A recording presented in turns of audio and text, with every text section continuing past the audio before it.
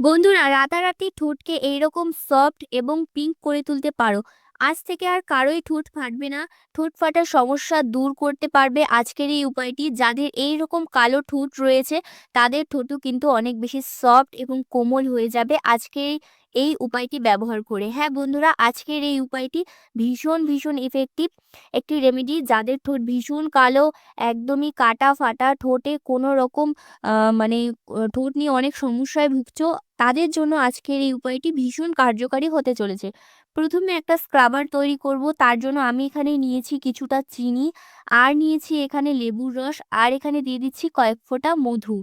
৩ টে জিনিসই ভীষণ উপকারী ঠোঁটের জন্য। এই চিনি আমাদের ঠোঁট থেকে সমস্ত ডেড সেলগুলোকে রিমুভ করবে, ঠোঁটটাকে এক্সফোলিয়েট করবে।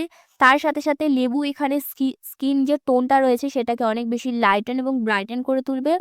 ভেতর থেকে কিন্তু ঠোঁটটাকে অনেক বেশি উজ্জ্বল করবে। আর এখানে মধু কিন্তু যে ঠোঁটের যে খসখসে ভাবটা, ড্রাইনেসটা, সেটা কিন্তু রিমুভ করতে হেল্প করবে। তো প্রত্যেকটা জিনিসকে খুব ভালো করে মিক্স করে তোমাদের ঠোঁটে এইভাবে অ্যাপ্লাই করতে হবে।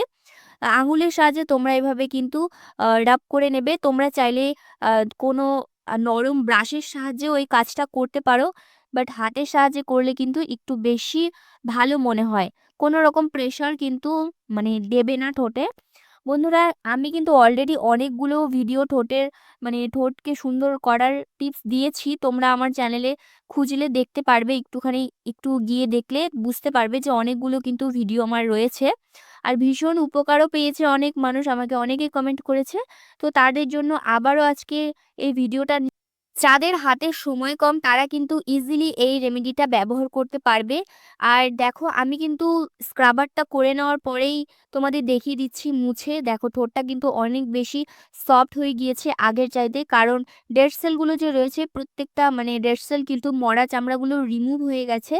আর স্কিনটা কিন্তু অনেক বেশি ব্রাইটও হয়েছে। তো এইভাবে যদি তোমরা কন্টিনিউয়াসলি ঠোঁটের যত্ন নিতে পারো, ঠোঁট কিন্তু অনেক বেশি সুন্দর এবং আকর্ষণীয় থাকবে। স্কিনের সাথে সাথে তোমরা ঠোঁটেরও যত্ন নাও এবং আমার ভিডিওগুলো দেখে কিন্তু তোমরা ব্যবহার করো এবং কেমন ফলাফল পেলে সেটাও আমাকে কমেন্টে জানিও। তো দেখো, এখানে একটা লিপ মাস্ক তৈরি করতে হবে। তার জন্য আমি হাতের মধ্যেই কিন্তু কিছুটা নিয়েছি কস্তুরি হলুদ। যদি না থাকে সেক্ষেত্রে তোমরা রান্নার হলুদ নিয়ে নিতে পারো অল্প পরিমাণে।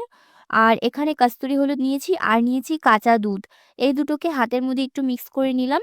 এটা আমি পুরো ঠোঁটে এটা অ্যাপ্লাই করে নিচ্ছি। দেখো, একটু লিকুইড হয়ে গিয়েছে। তোমরা চাইলে আর একটু ঠিক করতে পারো। আর এখানে অনেকেই মনে করতে পারো যে হলুদ দিলে ঠোঁটটা কালো হয়ে যাবে আরো বেশি। একদমই কিন্তু না। কারণ হলুদ অ্যান্টিসেপটিকের কাজ করে। যখন আমাদের ঠোঁট থেকে ফেটে যাওয়ার পরে রক্ত পড়ে, সেই সব সমস্যাগুলো কিন্তু দূর করতে হেল্প করবে এই যে হলুদটা আমি এখানে ব্যবহার করেছি সেটা। আর এখানে কাঁচা দুধটা দিয়েছি। কাঁচা দুধটা কিন্তু স্কিন টোনটাকে অনেক বেশি ব্রাইট করে। আমাদের স্কিনটাকে কিন্তু ভেতর থেকে একদমই লাইটেন আপ করে তোলে। তো দুটো জিনিসকে কিন্তু আমি লাগিয়ে ঠোঁটে রেখে দিয়েছিলাম ৫ থেকে ৭ মিনিটের জন্য। তারপর কিন্তু হালকা আবার একটু ম্যাসাজ করে নিচ্ছি ঠোঁটের চারপাশে।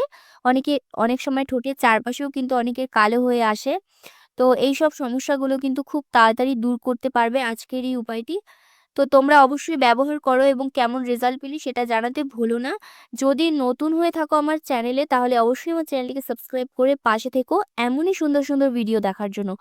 পারলে নোটিফিকেশনটা অন করে রেখো, যাতে ভিডিও ছাড়ার সাথে সাথে সবার ফার্স্টে তোমাদের কাছে পৌঁছে যায়। তো আমি দেখো ঠোঁটটা কিন্তু পরিষ্কার করে নিয়েছি। এরপরে আমি এখানে দিয়ে দিচ্ছি একটুখানি কোকোনাট অয়েল। তোমরা চাইলে এখানে কোনো লিপ বামও ব্যবহার করতে পারো বা ভ্যাসলিনও ব্যবহার করতে পারো, যে যেটা ব্যবহার করো।